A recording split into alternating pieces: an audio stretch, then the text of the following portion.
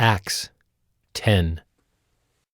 At Caesarea there was a man named Cornelius, a centurion of what was known as the Italian cohort, a devout man who feared God with all his household, gave alms generously to the people, and prayed continually to God. About the 9th hour of the day, he saw clearly in a vision an angel of God come in and say to him, "Cornelius." And he stared at him in terror and said, "What is it, Lord?" And he said to him, "Your prayers and your alms have ascended as a memorial before God. And now send men to Joppa, and bring one Simon who is called Peter. He is lodging with one Simon, a tanner, whose house is by the sea." When the angel who spoke to him had departed, he called 2 of his servants and a devout soldier from among those who attended him, and, having related everything to them, he sent them to Joppa. The next day, as they were on their journey and approaching the city, Peter went up on the housetop about the 6th hour to pray. And he became hungry and wanted something to eat. But while they were preparing it, he fell into a trance, and saw the heavens opened and something like a great sheet descending, being let down by its 4 corners upon the earth. In it were all kinds of animals and reptiles and birds of the air. And there came a voice to him, "Rise, Peter, kill and eat." But Peter said, "By no means, Lord, for I have never eaten anything that is common or unclean." And the voice came to him again a second time, What God has made clean, do not call common. This happened 3 times, and the thing was taken up at once to heaven. Now while Peter was inwardly perplexed as to what the vision that he had seen might mean, behold, the men who were sent by Cornelius, having made inquiry for Simon's house, stood at the gate and called out to ask whether Simon, who was called Peter, was lodging there. And while Peter was pondering the vision, the Spirit said to him, Behold, 3 men are looking for you.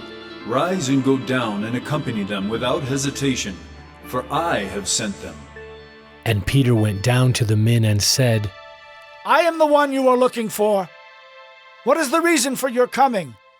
And they said, Cornelius, a centurion, an upright and God-fearing man, who was well spoken of by the whole Jewish nation, was directed by a holy angel to send for you to come to his house and to hear what you have to say. So he invited them in to be his guests. The next day he rose and went away with them, and some of the brothers from Joppa accompanied him. And on the following day they entered Caesarea. Cornelius was expecting them, and had called together his relatives and close friends. When Peter entered, Cornelius met him and fell down at his feet and worshipped him. But Peter lifted him up, saying, "Stand up. I too am a man." And as he talked with him, he went in and found many persons gathered. And he said to them, "You yourselves know how unlawful it is for a Jew to associate with or to visit anyone of another nation. But God has shown me that I should not call any person common or unclean. So when I was sent for, I came without objection. I ask then why you sent for me." And Cornelius said, 4 days ago, about this hour, I was praying in my house at the 9th hour, and behold, a man stood before me in bright clothing, and said, Cornelius, your prayer has been heard, and your alms have been remembered before God.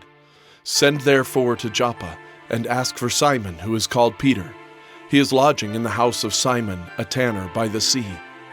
So I sent for you at once, and you have been kind enough to come. Now therefore we are all here, in the presence of God, to hear all that you have been commanded by the Lord." So Peter opened his mouth and said, "Truly I understand that God shows no partiality. But in every nation, anyone who fears him and does what is right is acceptable to him. As for the word that he sent to Israel, preaching good news of peace through Jesus Christ, he is Lord of all. You yourselves know what happened throughout all Judea, beginning from Galilee after the baptism that John proclaimed, how God anointed Jesus of Nazareth with the Holy Spirit and with power, He went about doing good and healing all who were oppressed by the devil, for God was with him. And we are witnesses of all that he did, both in the country of the Jews and in Jerusalem. They put him to death by hanging him on a tree. But God raised him on the third day and made him to appear, not to all the people, but to us who had been chosen by God as witnesses, who ate and drank with him after he rose from the dead. And he commanded us to preach to the people and to testify that he is the one appointed by God to be judge of the living and the dead. To him all the prophets bear witness that everyone who believes in him receives forgiveness of sins through his name. While Peter was still saying these things, the Holy Spirit fell on all who heard the word.